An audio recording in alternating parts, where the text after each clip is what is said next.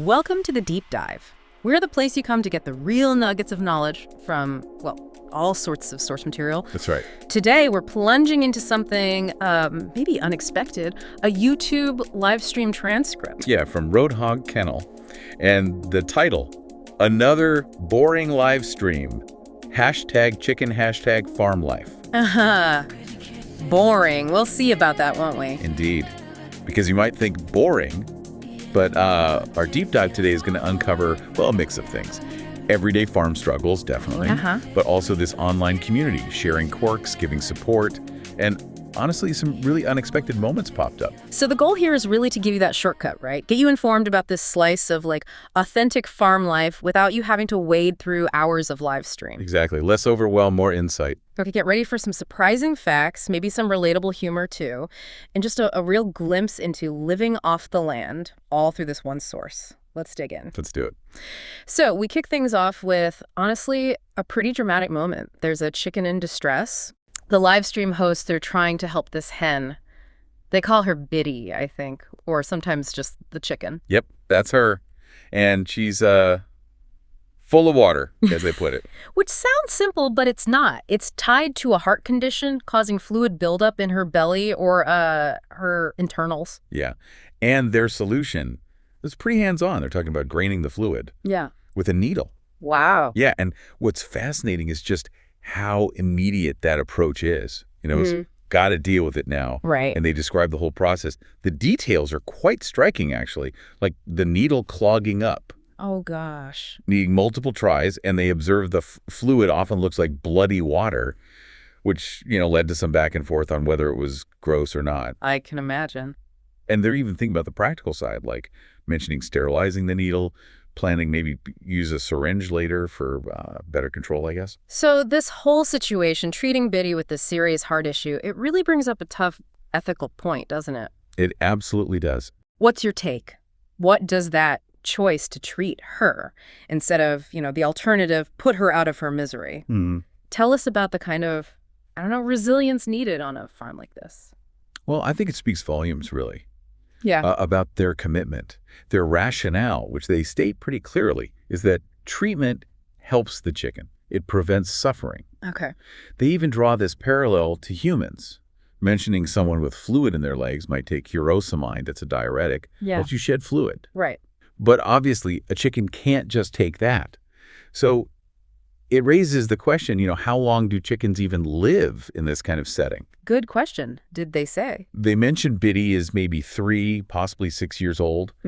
There's this general understanding that, well, chickens don't live that long, relatively speaking. But they also highlighted that this specific heart problem, it's actually a first for them. Oh, really? Yeah. Even though they've dealt with other stuff like egg-bound chickens where an egg gets stuck, it's pretty common. But most of their birds, they say, live to a good old age. So yeah, it's a really poignant glimpse into those tough calls, the practical side of animal care on a working farm. Okay, so from that kind of urgent animal care, let's shift gears a bit. Our deep dive takes us into the garden now. Right, the Garden Chronicles. And prepare for some very relatable frustrations, I think, and that constant battle with nature. Definitely. This look into the garden, it's not just, oh, here are some plants. It's about the constant battle, Yeah. against, well, everything. Insects, like you mentioned, aphids on their Betty Pryor rows, and the ongoing saga of cats using pots as their personal toilet. Oh, no. Classic cat move. Totally. It just highlights how farming, even gardening, is this cycle of solving problems, adapting, even for what seems simple. So what are they actually growing? It's a mix. Familiar stuff like pole beans, cucumbers, spaghetti squash, tomatoes, but also ornamentals like yellow iris, that rose bush. Okay. And there's a miniature rose, too, a Mother's Day gift that's headed for the garden. So quite a variety. Nurturing things for food, but also for beauty. But like any gardener knows, it's not all smooth sailing. Not at all. They shared an interesting insight, didn't they, about water? Yeah, preferring rainwater over tap water. They collect it in a baby pool. Huh. Simple but smart. And there's that practical tip on watering. Keep going until it comes out the bottom of the pot, making sure the roots get a good soak. Right, good advice. But then there's the flip side, the weeds. Always the weeds. Tell me about it. Grasses, ragweed, and the dreaded poison ivy. It's a constant fight. Ugh. Poison ivy. And their advice is pretty fundamental. Pull a weed out by its roots and get the whole thing. Otherwise, it's just coming right back. It underscores that need for really thorough foundational care. Get to the root of the problem, literally. Literally. But, it's not all cultivation and fighting weeds. Nature throws in some surprises, too. Oh, yeah. Like what? Like finding wild roses growing all the way up in the tree. Fuchsia pink, apparently, with an incredible smell. Wow. And white roses near the driveway. Plus, mulberries ripening. Not just for them, but the chickens love them, too. Oh, nice. Though they figure the birdies will probably raid the tree first. Of course. So this whole picture, it's success and struggle, right? It's clear things don't always work out. What kind of setbacks did they mention? What does that show us? That's exactly it. They were pretty open about failures. There was this thunderfuck plant. Wait, what? Yeah, that's what they called it. It died. Reason: old seeds and not enough light. Okay, well, that's direct. And carrot and pumpkin seeds just didn't come up. Again, possibly old seeds. It's just that stark reminder, best intentions, but sometimes things just fail. Sure. But then, on the other hand, there's real anticipation for a bumper crop of apples. Oh, nice. Yeah, and they're talking about thinning out the small, unhealthy ones. So the tree focuses energy on the good apples. Smart management. Makes sense. And we also learned they grow buckwheat in patches, specifically for the chickens to eat later on. Integrating things. The chickens get a treat. Maybe help clear the patch later. Exactly. It all connects. Okay, so speaking of the chickens, what does all this farm life mean for them and the other animals? It seems chickens aren't just simple birds here. They've got, social lives, personalities. Oh, definitely. The dynamic between the roosters who get these rather colorful nicknames. Right, Max the Molester and Chester the Molester, wasn't it? That's them. And the hens. It's central. The roosters chase the hens, apparently, quite a bit, to the point where the hens sometimes coop up early just because they're exhausted. Wow. Tough life being a hen sometimes. Seems like it. And beyond that, distinct behaviors.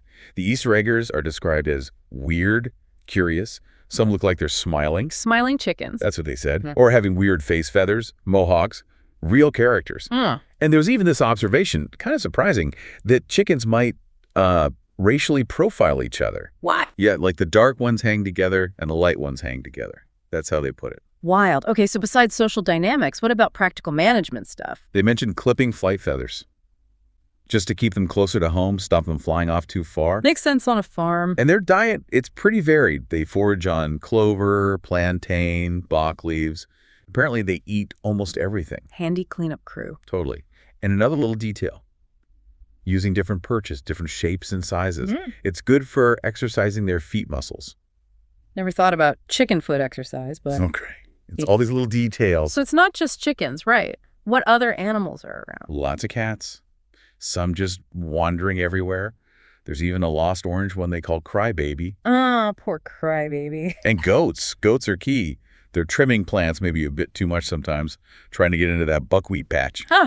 Of course. And they evidently love playing on down trees, even headbutting each other. They called them surf goats. Surf goats! I love it. Yeah. But one animal they don't raise. Rabbits. Oh. Deemed way too temperamental to manage. So they draw the line somewhere. Interesting. Okay, so we've got the animals, the garden, but there's this whole other layer, isn't there? The live stream itself, the digital community. Absolutely. That format adds so much. It creates this bustling online hub around the farm. Yeah. It's where the real life stuff, the chicken drama, the gardening wins and losses meets this, digital interaction. So who's in this community? Well, the chat is super active. You've got regulars like Cat Lady Kim, Wildlife Wanda, others chipping in with comments. And they use super chats, too. That's like making small donations during the stream. Oh, right. There's even a community leaderboard that tracks who's engaging the most. Top folks get special badges. It fosters that sense of community. And it seems like the hosts are really open with this community. Incredibly so. Yeah. It's striking how transparent they are. They share a lot, even quite personal things. Well, the conversation just flows. Yeah. Right, it goes off on tangents. Yeah. There's this funny bit where a viewer comments something like chicken porn. Oh, dear. And the host immediately corrects him, no, it's chicken medical. Good save. Then there's a really relatable moment about AI, like speech to text, struggling because the speaker is missing some teeth. Oh, yeah, I can see that being an issue. And as you said, personal health comes up very openly. One host talks about significant weight loss like 135 or 140 pounds down to maybe 112, 108. Wow, that's a lot. Yeah, due to a heart condition. And they're currently dealing with swollen legs from it. Sharing that level of vulnerability, it really builds a connection, doesn't it? It really does. It makes it more than just watching a farm stream. It feels more like, checking in with people you know. Exactly. And beyond the personal stuff, the chat just explodes with other topics. It shows the wild range of interest in this community. Okay, like what else comes up? Well, mushrooms, for instance. A whole detailed discussion. Mushrooms. Yeah. Disappointment that morels weren't at the grocery store. Talk about portobellos, shiitake, and especially hen of the woods. That's my take. Ah, I know that one. It's delicious. Right. Someone's mom used to boil it and fry it in butter. Sounds amazing. And they even talk about wanting to plant mushroom spores on oak stumps. Huh. From chickens to mycology. Quite the range. Telling me. And then it shifts again to broader topics, sometimes a bit controversial. Mentions of the Amish, something called Amish weed being a new rave, which, is often a colloquial term for certain cannabis strains. Okay. And talk about the Amish perfecting their breeds. But also a comment about them being involved in puppy milling in Pennsylvania and Ohio. Big dog breeding operations often viewed negatively. Right.